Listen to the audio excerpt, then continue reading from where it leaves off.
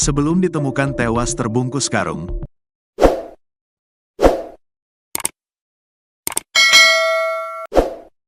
ternyata siswi MTS di Tanah Datar, Sumatera Barat sempat menerima ancaman pembunuhan. Bahkan tangkap layar pesan ancaman pembunuhan tersebut sempat diinformasikan kepada ibu siswi MTS.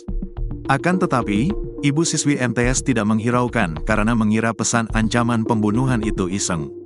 Tidak lama dari itu, ibu kaget putrinya sudah ditemukan meninggal dunia di dalam karung.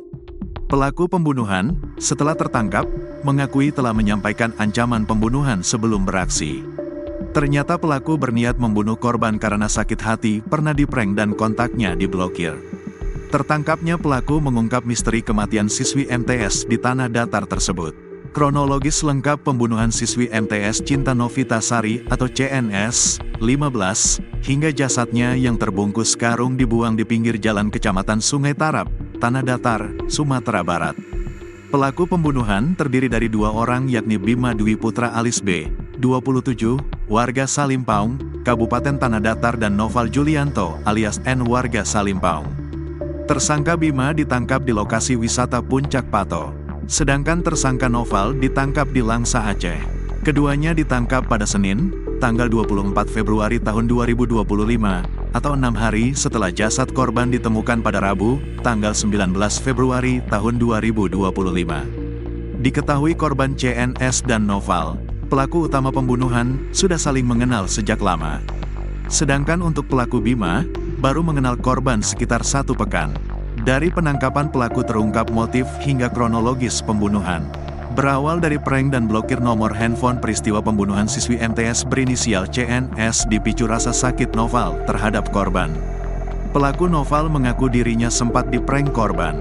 Menurut pengakuan Noval kepada polisi, korban sempat menghubunginya menggunakan nomor lain dan mengaku sebagai wanita lain. Setelah percakapan tersebut, Noval pun berniat menemui wanita yang mengaku asal Lubuk Buaya, Kota Padang.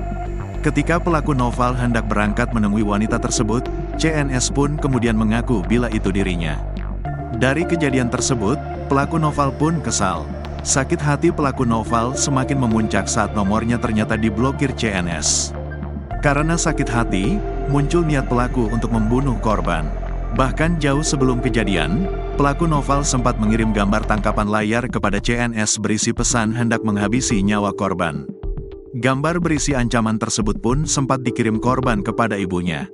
Hal tersebut dibenarkan Kasat Reskrim Polres Tanah Datar, AKP Surya Wahyudi. Menurut AKP Surya Wahyudi, ibu korban menerima tangkapan layar ancaman tersebut beberapa hari sebelum kejadian. Korban sempat mengirimkan tangkapan layar ancaman tersebut kepada ibunya.